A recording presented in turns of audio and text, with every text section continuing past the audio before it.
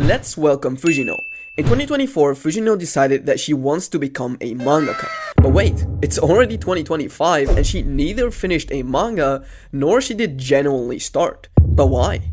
Fujino was scrolling on her YouTube suggested videos and stumbled across a video titled How to Start Making Manga in 2025 Full Guide. She clicked on it and she finally understood the one thing that she was missing and she even subscribed. In this video, you will finally know the one thing that you actually need to start and finish a manga before the end of the year and what 99% of beginner mangaka lack when they are starting. Let's dive in. Now, if you want to start making manga in 2025, the first thing that you actually need to think about is having a goal. Now, you're probably thinking like, well, my goal is just to make manga, right? Yes, 100%, that's for sure your goal. But what we need is actually having a clear goal. Now, what is exactly a clear goal? So a clear goal is a goal that gives you purpose to your actions. Why do you think characters like, Naruto or Luffy have clear goals? Like Naruto wants to become the Hokage and Luffy wants to become the Pirate King. Why? It's because it gives them a lot of motivation, right? It gives them a lot of motivation when they ever feel lost. This manga journey that you are about to go on is not really that easy, right? And when you are feeling lost and not motivated at all, just saying that you want to make manga is basically not enough of a goal. And so you need a clear goal. So your clear goal is going to be to take part in a manga contest. So basically, you will make a manga one-shot and then upload it in a manga competition. Now, if you don't know what a manga one-shot is, it's basically a story that starts and ends in only one chapter. So the pages amount can depend, right? It could be, from 15 to 60 pages, but there are also mangas like, Look Back, who have way more pages than that. It could probably go less, but, it depends on the story that you are making. Now, you are probably thinking, like, I don't really know about many manga contests out there. Like, what are the manga competitions and contests that I can participate in this year? And so, we've got you covered. You don't have to do any research. We made an entire list of all the manga competitions and contests that you can participate in this year. The first contest that we have this year is the Worldless World Manga Contest. This one is new, and the way you can participate in this contest is in two ways. So, first of all, there's a themed manga award, right? And there's an original manga award. So the first one, you would have to actually consider a theme that they give you, or you can just create any manga that you would like and you can upload it there. But here's the twist. In this manga competition, you can't actually use words. So you have to create a manga entirely with your drawings. There is gonna be a story, obviously, but you can't use words to tell that story. And so for all of you out there who think that they actually need Japanese to, participate in contests like this, you actually do not. You don't need Japanese. The only thing that you need is the will to make a manga. Okay, now if you win, you will get a prize of $10,000, right? Which is absolutely amazing.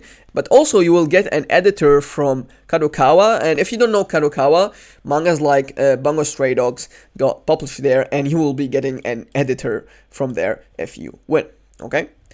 The next contest that we have is the Manga Plus Creators Contest. Okay, this one happens monthly and there is absolutely no theme. You can upload any manga that you want, and the prize is money, and you will also be published on the Manga Plus app, literally next to mangas like One Piece and most of the mangas that you are probably reading right now. Now, this contest is probably the most known contest right now, just because a lot of people are uploading there. And it's probably because it is the easiest, especially because it's like monthly, because you literally can finish your manga at the end of the year and still be able to participate in this manga contest. The next contest that we have is the Kyoto International Creator Awards, right? And so this contest happens yearly and it also has no themes. And the prize is, money as always, and you will also be picked by an editor. But here's the thing, this award has not been announced yet, so that's why it says 2024, but it will be announced this year and then you can probably participate. But to be honest, you can even start making the manga now because again, it has no theme and literally like not a lot of restrictions, and you can read about the restrictions on their website. And so you can start now and then upload it once the contest gets announced. Next up, we have the Silent Manga Audition. Okay, so this is a manga contest that happens twice a year, but there are themes. So you are restricted to a theme. So for example, the theme that is happening right now is Sized with Rage. So if you want to make a manga right now, you would have to make a manga about this exact theme. The prize for this manga contest is also money, and you will be also invited to the artist village in Japan, where you will be working with editors and with other creators as well.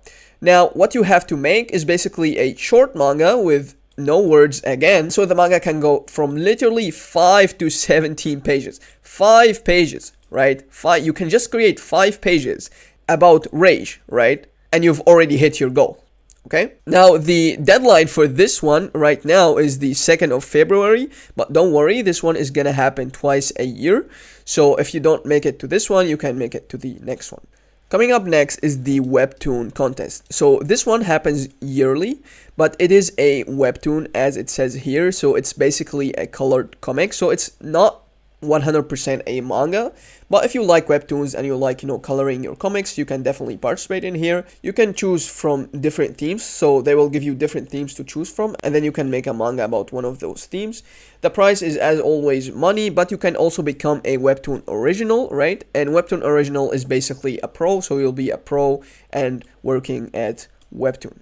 Okay, the last contest that we have this year is the Global Comic Award, which is hosted by, Pixiv and Clip Studio Paint. Now, this contest is pretty new, and it happens yearly. And you can enter this contest with, no restriction to a theme or with a theme. So they will give you both options, right? So last time, for example, the theme was about time, and you could upload a manga about time, right? But you could also just upload any manga that you really want. The price, as always, money, but you will also get a free Clip Studio Paint X for a few years, which is really cool because Clip Studio Paint X costs a lot of money, and if you get it for a few years for free if you win, is pretty cool. Now, here's exactly what you are going to be doing. Okay, first of all, you will look up all of the contests that we talked about. You will see which one that you like the most, and most importantly, you will write down the deadlines. This is very important. Then you need to decide which one you actually want to participate in this year. I would highly recommend that you only pick one, especially if this is the first time that you are creating manga, but you can, pick more than one if you are very motivated. And then whatever you chose, you have to set it as your current goal, right? You have a specific goal now. You have a specific manga contest, right? You have a specific deadline. You have a specific manga that you are going to make for a current contest, and this is your clear goal. This is way, way better than just saying, oh, I just want to make manga. Now, here's the thing, and the most important thing by far. Remember, the goal is to participate. It is not to win, okay? The goal is to participate, not to win. A lot of people don't even try just because they are saying, oh, I'm not gonna win anyway. There's no way I'm going to win. Bro, are you for real right now? Are you really expecting to win from the very first manga that you ever make? It's just so bizarre thinking like this. Because, for example, if we talk about basketball, right? It's just like saying you want to get into the NBA after the first match that you play. It doesn't work like that. You need to put in a lot of hard work to actually win one of these contests. But to be able to do that, you first need to participate, right? A lot of people are so scared of participating, and that's not good. Because do you know how many people are actually able to sit there and finish a manga so they can participate in a manga competition? Not a lot. And so if you only just participate, you will be ahead of so many people who are trying to make manga right now, okay? Trust me, Your goal right now is just to participate. Do not think about winning. Do not think about anything else, because winning right now is very unrealistic, especially if you've never made a manga before. Also, make sure to check the VIP community in the description if you have more questions about these contests, and if you just want to, socialize and be next to other mangakas that also want to participate in these contests. Okay? Check it, it's in the description. Now back to manga, and let's actually start talking about manga. Okay, now there are 3 essentials when it comes to making a manga. So a manga consists of a story, art, and paneling. Okay, this is what a manga consists of. And so we will be giving you a quick overview about all of these things so you know what you will be learning in the future. Okay, so let's start with the story. So when it comes to the story, the first thing that we need to talk about is the idea. So the idea is basically asking yourself, what is the message of the story? What is the genre? And also, what is the general plot is about? Those are things that you need to think about when you are creating the idea. Then we have the character writing. So character writing, you will have to ask yourself stuff like, do they feel real to you? Like, are they realistic? Are they relatable, right? What is their relationship to others? And what is their backstory, right? What is their goal? All of these things are things that you can think about when you are thinking about the character writing. Next, we have the world building. So world building is basically where and when your story is set. So is it in another world or is it in our world, right? Are there, certain rules that apply to the world that you have created, right? The next thing that we have is your script. So the script is basically what is happening in the story and also what the characters are saying in the story. So you will basically turn this, idea, character writing, all of this stuff right here, you will turn that into a novel. Okay, you'll turn that into a novel, and then you would have to make it in a way where you can be able to make a storyboard out of it. This is very important because a lot of people make scripts, but they are not going to be able to make a storyboard out of it because it's so bad. But don't worry, we will be talking about all of these concepts in the future, in future episodes. This is just a quick overview. So if you want to learn about these things, make sure to subscribe. And while we are talking about story and storytelling, make sure to check episode 1 if you haven't already, because we started talking about storytelling and we talked about the Yonkoma method that will help you a lot when it comes to learning how to tell stories. So make sure to watch episode 1 after you watch this episode, okay? Now let's talk about art for a second. So when it comes to art, there is character design. So basically, how does your character look like? Are they unique? Do they have any special features? These are things you think about when you are thinking about character design. Then we have the backgrounds. So basically, in which perspective is this background, or the background that you're creating? Is the, background that you're creating a stylized background, or is it, a realistic background? These are the things that you need to think about when it comes to backgrounds. Now we have the storyboard. So storyboard is basically turning the words that you wrote in your script into actual drawings. And these drawings that you do are usually very, very rough. Like, you don't need to add many details, because you add the details when you are actually finished with your storyboard, and you add the details in the sketching and inking part, right? So in the sketching part, there are a lot of people who, like to make their sketches very detailed, right? Or you can just not make them very detailed and then, do that when you are inking, because this will save you a lot of time. And so in inking, for example, you will have to ask yourself something like, what inking style are you going to adapt when you inking your manga? But don't worry, we will talk about all of this stuff in the future. The next manga essential is paneling. And in paneling, there's reading, direction, and flow. So basically, you can read this manga from, right to left and then down to the edge. And, when you do that, this will create a zigzag flow and all of this, complicated stuff right now. But don't worry, it's all gonna make sense in the future. Next, we have speech bubbles. So speech bubbles come in, different shapes and certain emotions.